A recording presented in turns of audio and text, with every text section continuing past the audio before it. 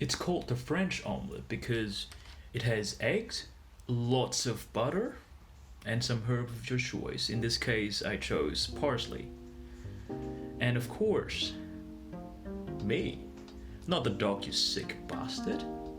Now, oftentimes people call this recipe the French omelette, but I personally would like to call it the drunk omelette because it's so easy to make, and at the moment of filming this video I was extremely hungover. The recipe is actually really straightforward. You need to crack the eggs, 1, 2, 3, and 4.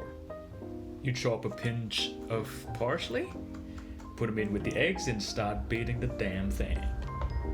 I'm fully aware of the fact that I'm pulling out a pair of chopsticks.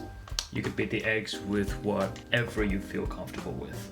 And it is crucial that you have a non-stick pan because you don't want your omelette to stick to the pan, which is illegal.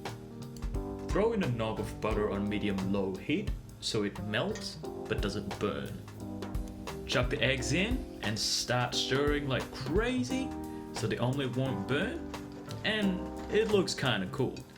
You want to start folding the omelette about 60-70% through and then do a little shaky so you could fold the rest of the omelette onto itself. And now we're ready to plate. Just flip it over and voila.